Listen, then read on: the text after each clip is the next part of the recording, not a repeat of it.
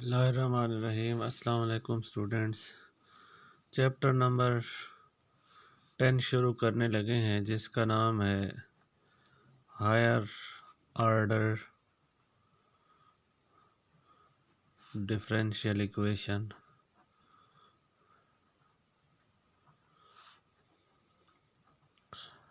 इसमें आप more than one order की डिफरेंशियल इक्वेशन जो है उसका सलूशन फाइंड करेंगे। लास्ट चैप्टर में आपने सिर्फ फर्स्ट ऑर्डर पढ़ा था। ये लीनियर डिफरेंशियल इक्वेशन होगी, यानी डिग्री 1 होगी, और लेकिन ऑर्डर जो है वो ज़्यादा होगा। तो सबसे पहले थोड़ा सा हम डिस्कशन कर लेते हैं the general form of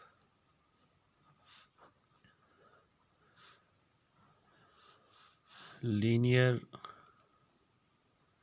differential equation of higher order is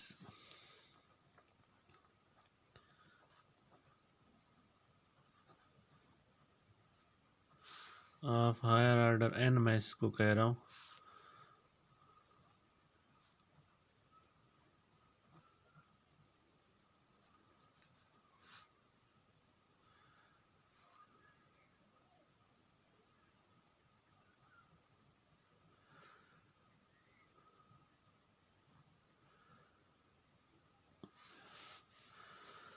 इसमें ये जो कोफिशेंट हैं A0, A1 up to so on AN-1 AN of x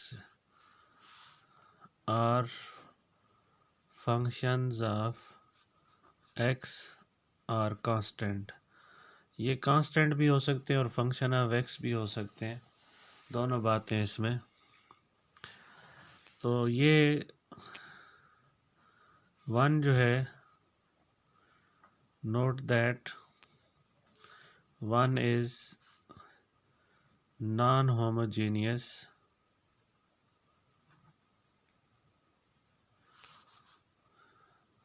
nth order linear differential equation if f of x equal to 0, यानी right side अगर 0 हो जाए, then 1 is called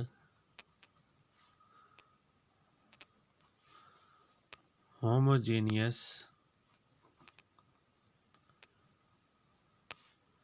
differential equation of nth order। फिर nth order की ये homogeneous differential equation होगी।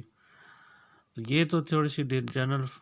अब मैं इसकी 2 एग्जांपल आपको दे देता हूँ, फिर हो सकता है आपको मज़ीद क्लियर हो जाएगा। देखें फॉर एग्जांपल कि d² plus 3d minus 4 is equal to 15 e की पावर x। d² का मतलब ये है कि d² by dx² 3dy by dx minus 4y e की पावर x। तो ये चीज़ अगर ज़ीरो हो जाए तो फिर ये इस वक्त ये नॉन होमोजे फिर ये होमोजेनियस बन जाएगी, इज़ नॉन होमोजेनियस।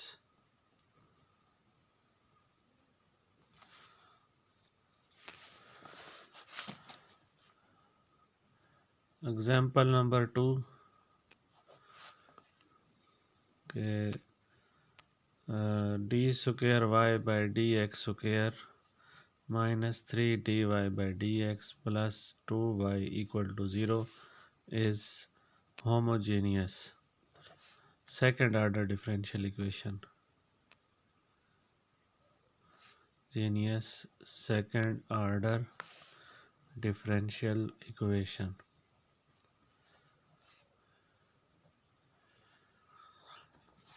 तो स्टूडेंट्स अब थोड़ा सा हम बात करेंगे सॉल्यूशन की, जो हमारा मेन मकसद है इस चैप्टर का।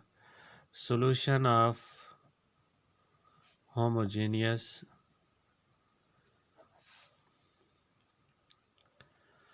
Differential equation. nth ऑर्डर की हो, किसी भी ऑर्डर की हो, उसका सॉल्यूशन कैसे निकालना है। पहले होमोजीनियस की बात करेंगे, फिर नॉन होमोजीनियस की तरफ जाएंगे।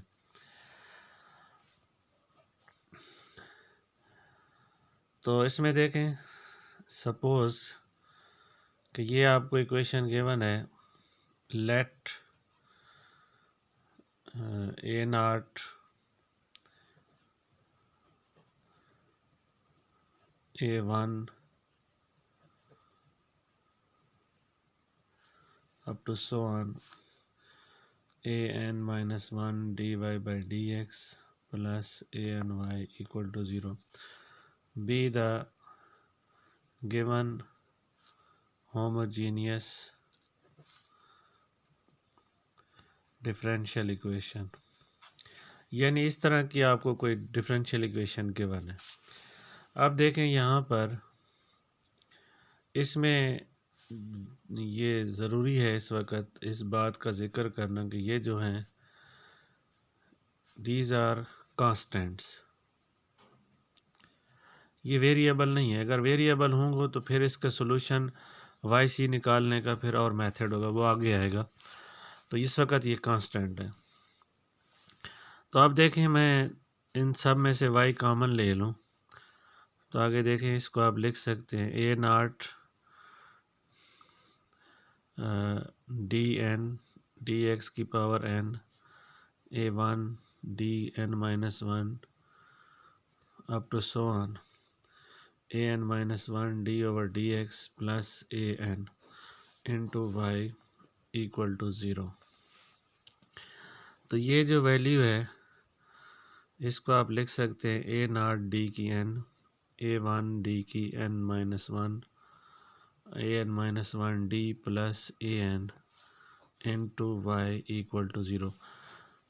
यहाँ पर एक बात क्लियर के d का मतलब जो है वो d ओवर dx है, d की n का मतलब होगा nth order derivative, d square का मतलब होगा d square by dx square. तो इसको मैं अगर कह दूँ f ऑफ d यानी polynomial in d into y equal to 0।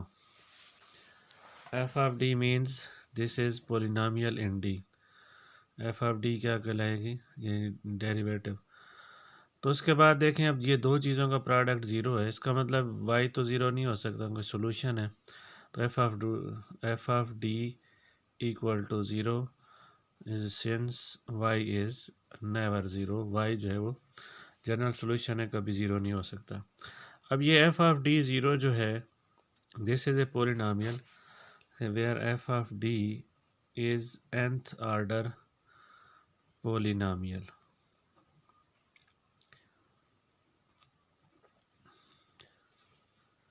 तो स्टूडेंट्स, अब मैं यहाँ से लेकर ये जो मैंने सॉल्यूशन से स्टार्ट किया है, यहाँ से लेकर यहाँ तक, इसकी मैं आपको एग्जांपल लूँगा सवाल से। यानी ये तो मैंने जर्नल फॉर्म लिखी है, शायद आपको ये ऊपर से गुज़र जाए या समझ ना आए, तो मैं आपको इस तरह की एग्जांपल से, इस तरह के एफ ऑफ डी क्या चीज़ है, ये इसकी बात की वजाहत करूँगा। इसी एग्जांपल को ले लें तो ये एफ ऑफ डी कैसे बनता है ये मैं आपको अब समझाऊँगा, फिर आगे चलते हैं। फॉर एग्ज़ाम्पल स्टूडेंट्स, ये होमोजीनियस एक इक्वेशन है कि D square Y by D X square minus 3dy by D X plus 2y equal to 0। तो देखें, इसको मैं लिख सकता हूँ D square Y minus 3dy plus 2y। तो यहाँ से देखें, D square minus 3d plus 2 into Y, तो इस चीज़ को मैं कह सकता हूँ F of D into Y equal to 0।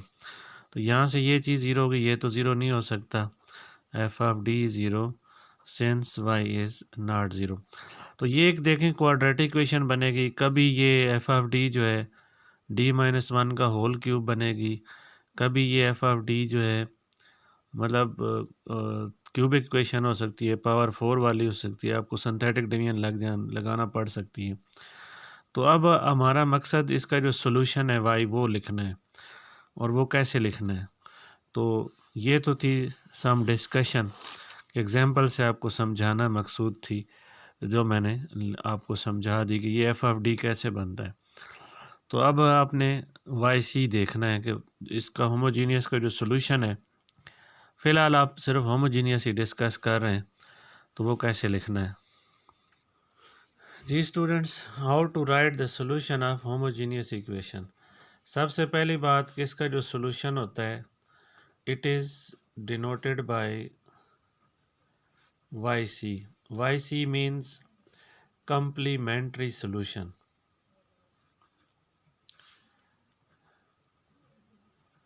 This is the solution of homogeneous differential equation. तो स्टूडेंट्स, अब आप homogeneous solution जो है ये सारा डिपेंड करता है एफ ऑफ डी ज़ीरो पे। तो केस 1 सबसे पहले लिखते हैं कि if the roots of F of D equal to zero, this equation, आप यानी इसको सॉल्व करते हैं, ये क्वाड्रेटिक होगी, क्यूबिक होगी, आर रिपीट हो रहे हैं, से एक को मैं M1 कह देता हूँ, एक को M2 कह देता हूँ, और इक्वल टू फिर M हो जाएंगे क्योंकि रिपीट हो रहे हैं। रिपीटेड का मतलब है कि सपोज़ इस तरह की इक्वेशन है 0, तो यहाँ से D माइनस टू, तो D की वैल्यूज़ आ जाएगी 2 समझ रहे हैं बात, रिपीट हो रहे हैं, तो एक को M1 M तो M के इक्वल रहेंगे। तो फिर आप YC लिखेंगे, YC लिखने का तरीका है C1 प्लस C2x और इसके बाहर e की power x। If 3 roots are repeated, 3 roots are repeated, say M1 M2 M3 equal to M, यानी अगर इस तरह ये सिचुएशन ऐसी बन जाए कि D-1 का क्यूब आ गया, तो यहाँ से D की वैल्यू 1 1 1 आएगी। 3 रूट रिपीट हो रहे हैं, तो 3 रिपीट होंगे, तो फिर आप YC लिखेंगे C1 C2x C3x square e की पावर mx। तो आपने ये करना है, इसमें यहाँ भी m आना था, ये था, इसमें आपने ये करना है कि कांस्टेंट बढ़ाते जाना है, C1 C2x और x स्क्वायर और आएगा तो C4x की 4 कांस्टेंट उतने बढ़ जाएंगे। ठीक है जी, तो ये इस तरह आपने YC लिखना है अगर ये रिपीट हो रहे हो। तो अब न, ये पहला केस 1 था, फर्स्ट केस। जी स्टूडेंट, इसके बाद सेकंड केस है कि if the roots of F of D equal to zero are different, different mean distinct, say M1 and M2। ये इस तरह का केस है कि आप किसी क्वाड्रेटिक इक्वेशन को सॉल्व करें और D की वैल्यू आ जाए 2 3 आ जाए, डिफरेंट आ जाए, या 1/2 1/4 आ जाए, कोई और आ जाए, डिफरेंट हो, रिपीटेड ना हो। तो इस केस में YC कैसे लिखना है? In this case YC C e की पावर M1x C2 e की पावर M2x। और अगर 3 डिफरेंट आ जाएं, in case of 3 different roots,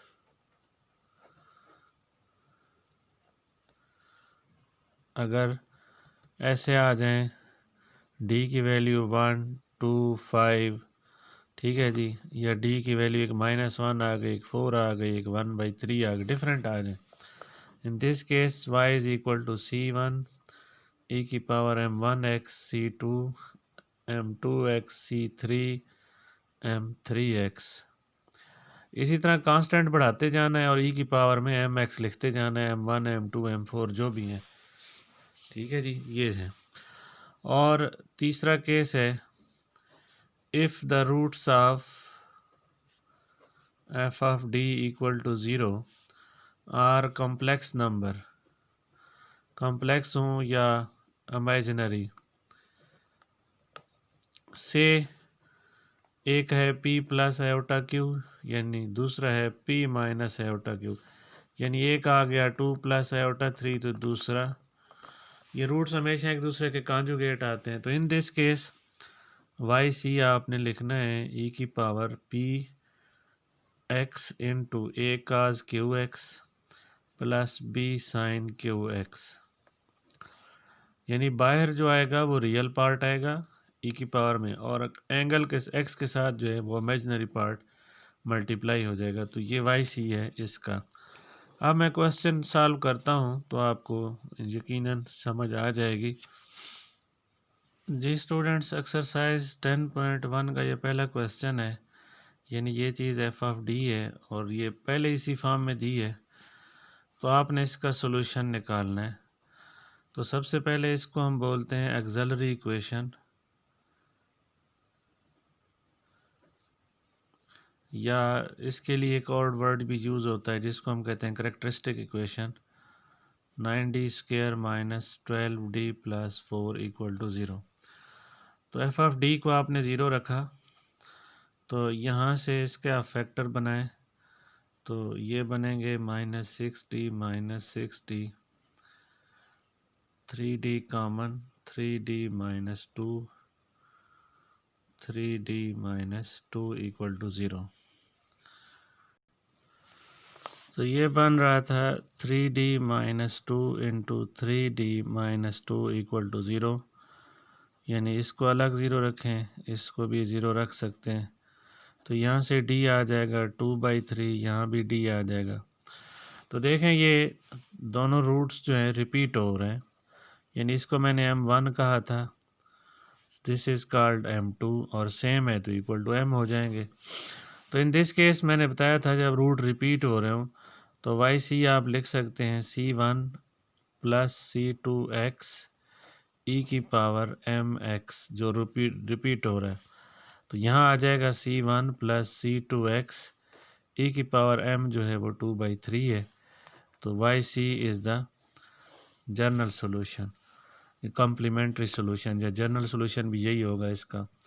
general solution ये होता है कि जितना डिफरेंशियल इक्वेशन का आर्डर है उतने कांस्टेंट हो इसमें। तो ये सेकंड ऑर्डर डिफरेंशियल इक्वेशन थी, इसमें 2 कांस्टेंट, यही इसका जनरल सोल्यूशन है होमोजीनियस का।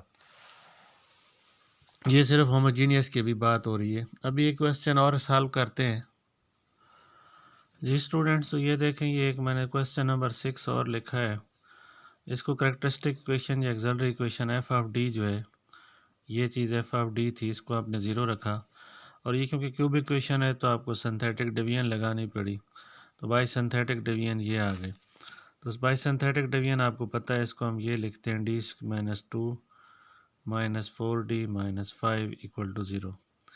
डी माइनस 2 0, और फिर इसको आप ज़ीरो रखेंगे, इसके फैक्टर हम देख लें बनते हैं। यहाँ से तो d2 आ गया, और यहाँ भी ये बन सकते हैं -5d plus d, zero factor बनाएंगे तो d minus 5, 1 common d minus 5, तो d plus 1 into d minus 5। तो यहाँ से d की 2 वैल्यूज़ आ जाएंगी, यहाँ से ये अलग अलग ज़ीरो रखा तो d is equal to -1, d is equal to 5। तो देखें ये तीनों डिफरेंट हैं, तो इसका जो वाई सी होगा c1 e की पावर 2x, c2 e की पावर -1x, c2 e की पावर 5x, यानी ये हो गया आपका m1, ये हो गया m2, और ये क्या हो गया m3। तो डिफरेंट है तो डिफरेंट कांस्टेंट लगाकर आप ई की पावर में सबको लिखते हैं। ये इसका सेकंड केस जो मैंने बताया था, ये उसका सोल्यूशन है, c1 e की पावर m1x, c2 e की पावर m2x। इसमें ज़रूरी नहीं इसको पहले लिखना है, जिसको मर्ज़ी पहले लिख लें, जिसको बाद में इससे कोई फ़र्क नहीं पड़ता। तो ये वाई सी आ गया। अब कोई इमेजिनरी का मैं ढूंढता हूँ ताकि आपको क्लियर हो जाए कि एओर्टा में कैसे लिखना है। लास्ट केस जो है जी स्टूडेंट्स, एक एग्जांपल है, एग्जांपल नंबर 5 है आपके। इसका Y C d² plus 4d plus 5 into Y equal to 0। तो auxiliary equation is d² plus 4d। इसको आपको पता है फैक्टर नहीं बनते, तो आप फार्मूला लगाएंगे d is equal to -4 plus minus b² minus 4ac over 2a। तो ये आ जाएगा 16 माइनस 20 माइनस 4 प्लस माइनस -4, तो ये आ जाएगा 2 आयोटा ओवर 2, कॉमन लेके आप ख़त्म करेंगे तो -2 प्लस -2 आयोटा, तो डी की वैल्यूज़ आ जाएगी -2 प्लस 1 आयोटा, बल्कि 2 कॉमन लेके आपने ख़त्म किया है, 2 प्लस 1 आयोटा और -2 माइनस 1 आयोटा, तो P plus iota Q, P minus iota Q, तो यहाँ पर P की वैल्यू जो है वो ये है, Q की वैल्यू 1 है दोनों में, तो वाई सी इसका आपको बताया था e की power real part -2x into constant a लगा लें या c1 लगा लें, काज qx यानी काज 1x plus b sign 1x, तो ये इसका वाई सी था जनरल सॉल्यूशन। तो स्टूडेंट्स इसके चंद क्वेश्चन की प्रैक्टिस करें आप 10.1 के, कि वाई सी लिखना आपको आ जाए, सॉल्यूशन ऑफ होमोजीनियस इक्वेशन जो है, इसके आप ज़्यादा, क्योंकि ये बार बार रिपीट होने हैं, तो इसका मैं यही कहूँगा कि question number 1 to 15 is your homework, इसको आप इतना ही करें, बाकी ये चीज़ फिर अगली एक्सरसाइज़ों में आ जाएगी, तो इसीलिए इसकी प्रैक्टिस करें। अल्लाह हाफिज़।